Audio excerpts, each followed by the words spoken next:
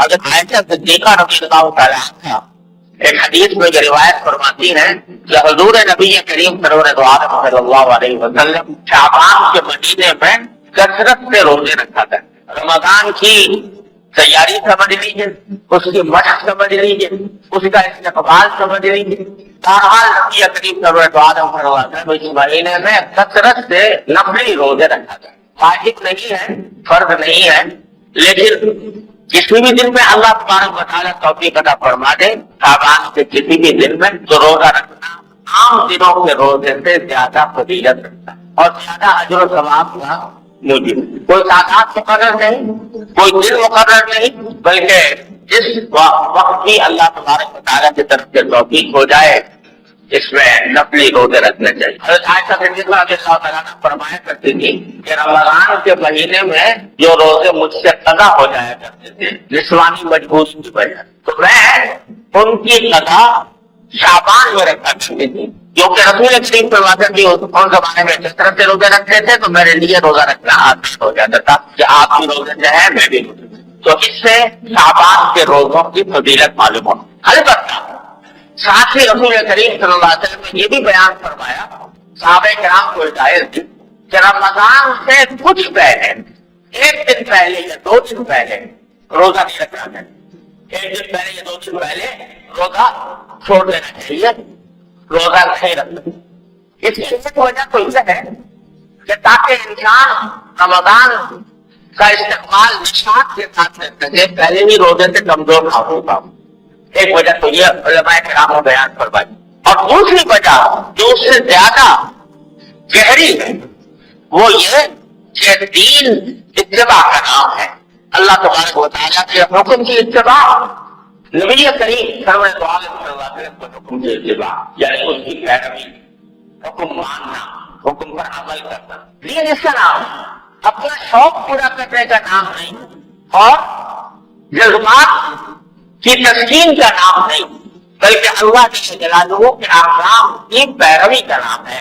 اسی لیے بدعات کو ضلالت اور گمراہی قرار دیا گیا, کیونکہ بدعات جو ہوتی ہے وہ اپنے دل کے ارادے سے اپنی خواہش کے مطابق ایک چیز آدمی کر لیتا ہے, اس کو دین سمجھ لیتا ہے, دین کے اس کو دین قرار دے دیتا ہے, وہ حکم کی اتباع نہیں ہوتا. تو اس واسطے شریعت نے یہ حکم دیا کہ رمضان سے 1-2 دن پہلے روزہ چھوڑ دو. کیوں چھوڑ دو؟ اس لیے چھوڑ دو کہ اگر 1-2 دن پہلے سے روزہ رکھنا شروع کر دو گے تو گویا تم نے اپنی طرف سے رمضان کے روزوں میں اضافہ کر دیا. اللہ تبارک و تعالیٰ نے تو تم پر 30 یا 29 روزے فرض کیے تھے, اسی کے ساتھ تم نے ملا دیا شعبان کے آخر کے 2 روزوں کو بھی. تو اب آگے رمضان کو رکھو گئی 29 یا 30 روزے, اور اگر شعبان کا 30واں بھی رکھ لیا اور 29واں بھی رکھ لیا اور 28واں بھی رکھ لیا تو وہ 30 نہ رہے 35 روزے ہو. یہ اپنی طرف سے اضافہ ہو, فرض کے اندر اضافہ ہو. اب شریعت اس بات کا بڑا اہتمام کرتی ہے کہ کوئی آدمی اللہ تعالیٰ کے مقرر کیے ہوئے فرائض ہوئے کوئی اضافہ بھی نہ کرے کوئی کمی بھی نہ کرے, اس لیے بنا کیا گیا. آپ نے حکم بھی سنا ہوگا کہ فرمایا گیا کہ ایک طرف یہ فرمایا گیا کہ سحری جب کھاتے ہو روزے میں تو بالکل آخر وقت میں سحری کھانا زیادہ مستحب ہے, بہتر ہے. پہلے سے آپ کچھ کھا کے بیٹھ جائے 2-3 گھنٹے پہلے سے پھر کھانا پینا چھوڑ دیں, یہ پسند نہیں. کیوں پسند نہیں؟ اس لیے کہ روزہ اللہ نے رکھا ہے صبح صادق سے لے کر غروب آفتاب ہے. اگر تم نے 2 گھنٹے پہلے سے کھانا چھوڑ دیا تو تم نے روزے کی مقدار میں اپنی طرف سے اضافہ کر دیا, اپنی طرف سے اضافہ کر دیا. لہذا نہیں, آخر وقت کھاؤ کیونکہ ہمارا حکم یہی ہے. اور اسی طرح افطار کے بارے میں آپ نے سنا ہوگا کہ حدیث میں رسول کریم صلی اللہ علیہ وسلم نے مستحب قرار دیا کہ افطار جلدی سے جلدی کیا جائے. جو ہی سورج غروب ہو اور اس کا یقین ہو جائے کہ سورج غروب ہو چکا, جلدی سے جلدی افطار کرو. اب دیر نہ کرو. کیوں؟